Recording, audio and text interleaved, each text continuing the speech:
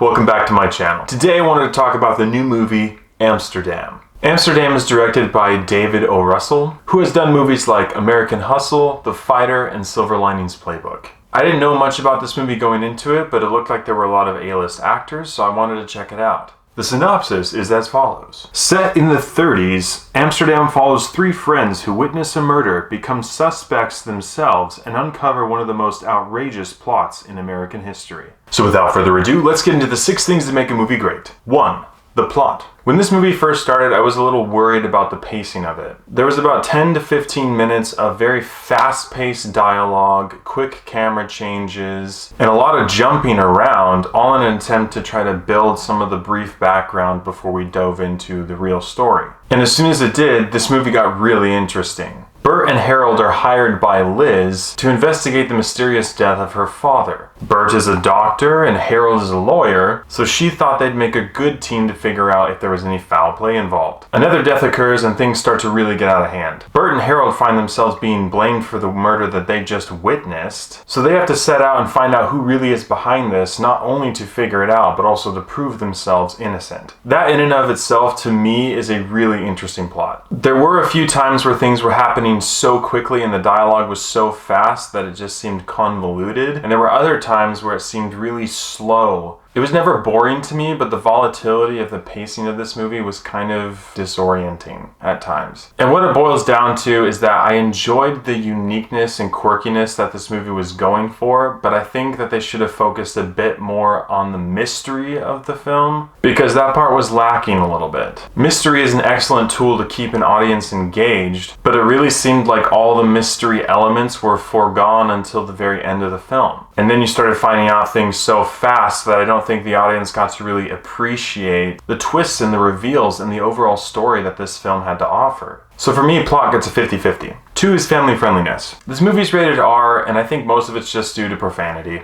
It doesn't use it in excess, but it's enough to push it to an R rating. In addition to that, you do see some blood and gore from war violence, but they don't focus on it a ton. Because of the time period that this movie takes place in, there is some racism, but it's more implicative and used with subtlety than it is brazen and right in your face. Because of those things, I have to give family friendliness a 50-50. 3 is acting and script. This movie is chock full of A-list actors. It seemed like every scene had a new A-list actor show up in it. Everyone's acting performances were excellent, but I continued to be astonished by Christian Bale's acting ability. He is such an incredible method actor who dives completely into the characters that he's portraying, and he does such an excellent job. John David Washington is also an excellent actor, and he's very quickly climbing the ranks into my favorite actors category. I really enjoyed the performances by Margot Robbie and Robert De Niro as well. The script of this movie I wanted to enjoy more than I did. I thought it was really well done. All of the dialogue was great, but it was the delivery that bothered me. It's so fast-paced that a lot of the lines and recognition can go right over an audience member's head because there's so much to retain in such a small span of time with all these words flying at you really fast. It's one of the stylistic choices that I don't think benefited this movie, which is a shame because so much of the script is really enjoyable. It deserves to be heard, so take the time to let your audience hear it. Acting and script for me get a thumbs up. 4 is character development. Though this movie is about the mystery that's going on, they do a really good job of developing Bert's character in different moments throughout the film. You get to understand his motivations and his thoughts on life, and empathize with him with what he's been through. But perhaps the most enjoyable character interactions in this movie are between Bert,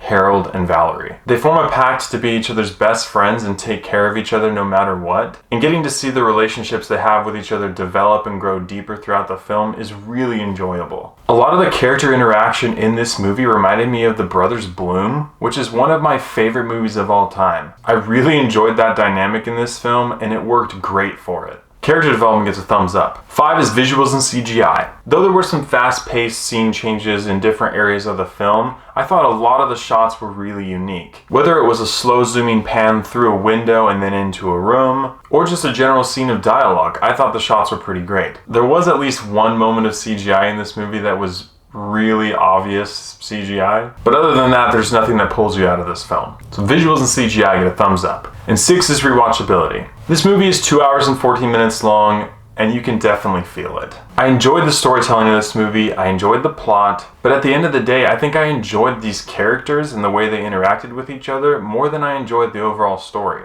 Not because it's not a good story, but just because of the way that it played out on screen. Almost like I would rather enjoy seeing these characters in a different movie that was a complete work of fiction, that was able to focus more on the mystery, than trying to grab a story from history, use different parts of it that were true, and end up coming across with a convoluted plot. Either way, I still enjoyed this movie, but I wouldn't watch it again that often. So for me, rewatchability gets a 50-50. With all these areas considered, I have to give Amsterdam a 6.5 out of 10. This movie had excellent acting performances, very enjoyable characters, a well-balanced and intelligent script, and a great idea for a plot behind it. But the problem this movie had was not in the content, it was in the execution. While I enjoyed the uniqueness and quirkiness that this film had to offer, I think it focused too much on that and not enough on the mystery element throughout the film, to the point where you get blasted with it at the end and you come away not retaining that much and being a little bit underwhelmed. So if you're looking for an okay drama film that executes its mystery pretty poorly, you might want to check out Amsterdam,